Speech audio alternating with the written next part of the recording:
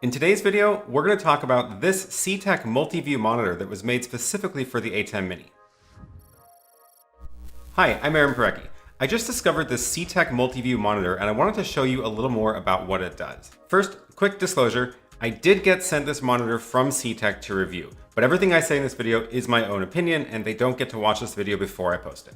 So with that out of the way, first of all, what is this monitor? Well, you might notice that it is showing me 4 different images. It's actually a multi-view monitor built into this device. Now you may remember, I did a video a while ago, actually before the ATEM Mini Pro came out, where I actually added a multi-view setup to the ATEM Mini because it didn't have multi-view built in. It was only the Pro that added that feature.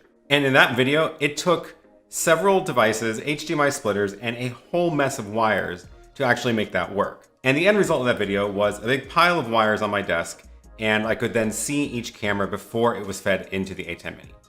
It did work, however, I definitely do not recommend doing that because of just how many different devices it takes and how much of a mess it is. But shortly after that video came out, Blackmagic actually released the ATEM Mini Pro, which added multi-view built in, which everybody was wanting, and I'm very glad they did that.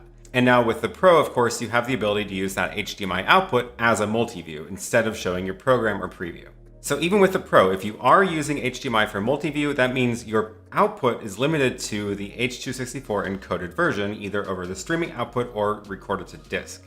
And you lose the ability to get a high quality recording from the HDMI. So getting back to this monitor, what exactly is this? Well, it's basically the entire contraption I set up, but built into one box. So this monitor itself actually has 4 inputs and 4 outputs on the back. And you can connect 4 different input sources and it will pass those through back out the outputs. That basically makes it perfect for using with an ATEM Mini. You can run your cameras through the monitor and then out from the monitor into the ATEM Mini. So you plug each of your 4 cameras into the input of this monitor, and then you can run a short cable from the output into the ATEM Mini sitting just next to it. And if you need a recommendation for short HDMI cables, I'm going to leave a link to these ones that I'm using in the description below. I really like these. They're only about a foot long and they're nice and flexible, and they are perfect for this kind of situation. And that's exactly what I have set up here. I've got a camera in front of me that I'm talking to. I've got this camera off to the side getting a shot of this desk, and I have an overhead camera so you can see what I'm doing with the ATEM. Now this monitor actually has a few different modes. This 4-up display is just one of the modes. You can also have it show you full screen from just any of the individual inputs, so it's kind of like a switcher itself. So if I just press this HDMI 1 button on the front, it's going to now reconfigure itself to show me just the large view from this main camera.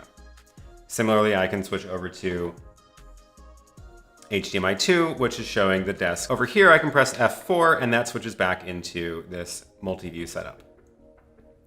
Now, you might notice that it is taking a couple of seconds each time I do this because it isn't actually a switcher, it is a monitor. So it's not doing the sort of seamless switching you get from the ATEM, it's actually having the devices have to renegotiate HDMI when I switch.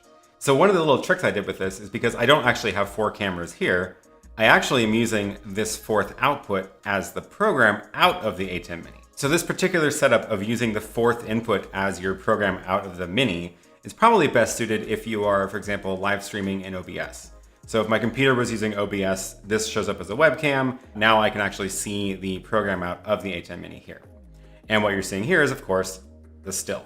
I can now switch to any of my inputs and you'll see that the program out changes. So for example, if I have a picture-in-picture effect set up, I can press picture-in-picture on, and now you see the picture-in-picture program out from the ATEM Mini. So if you're using this with an ATEM Mini Pro, you probably aren't going to use the HDMI out back into the monitor, but you could feed that into a recorder, for example.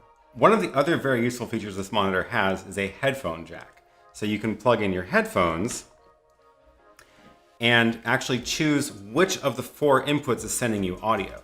So you can monitor individual cameras if you want to hear the audio from specific cameras, or you can actually, if you're using it like I've got it set up here, go and choose the audio source of the ATEM Mini itself. And that means now whatever audio is in the ATEM Mini is what I'm now hearing through the headphones. And this can get around the limitation of the fact that there is no headphone jack in any of the ATEM Minis. So that's another really good use for this, especially in this configuration where I've got the HDMI output into the 4th slot of the monitor. So this monitor is also a broadcast grade monitor, so it has a lot of the familiar things you would expect to find in it, like false color and guides. So for example, I can just go into the menu and turn on false color, and it shows across all of the inputs as well. So that's of course very useful to be able to get your exposure right without setting up a separate monitor for each input. The monitor also has some picture-in-picture modes where you can actually choose to just have one full and then one smaller image. But personally, I feel like it's most useful as the 4-up display as a proper multi-view. I should also mention that this is actually a very useful monitor even if you aren't using it with an ATEM Mini. I've actually really enjoyed using this monitor on my desk here, even just for filming these kinds of videos. I don't use the ATEM for filming these, I just record in camera and edit later. I can have it off at the corner there and have 2 or 3 cameras on the display, even if those cameras are just recording internally. I don't have to worry about looking at the tiny screens or looking over there. I can just see all of them on one screen side by side and know what all of my shots are. So are there any downsides to this monitor? I guess maybe one is the price. It's not cheap. It's actually more than the ATEM Mini, but it's less than the ATEM Mini Pro.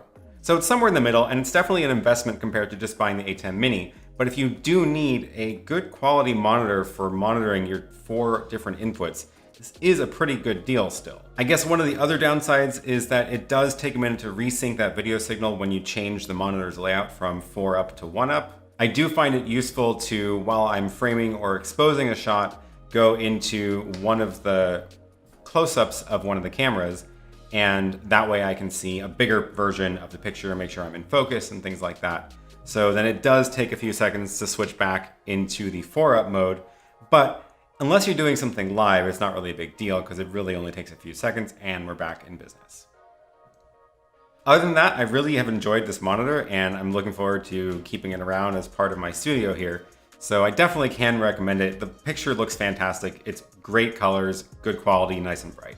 So who do I think this is for? Well, obviously with the addition of the Multiview in the ATEM Mini Pro, it's no longer strictly necessary to run all of your inputs before the Mini in order to preview them. But again, by using the HDMI out of the Pro as your Multiview, you then lose the ability to have your program out going through that HDMI. And I think that kind of workflow is really where this thing shines. So the ability to see all of your inputs before they go into the ATEM is really powerful and really opens up a lot more flexibility for you to use that HDMI port from the ATEM for other purposes. And that's true regardless of which ATEM Mini model you have. Well, I hope you found this video helpful, and I hope you enjoyed getting a little sneak peek of this pretty neat monitor. I've been enjoying it a lot, and I'm looking forward to having it stick around as part of my studio setup here. Please give this video a thumbs up if you enjoyed it, and subscribe to this channel for more videos like this. Thanks for watching, and I will see you in the next one.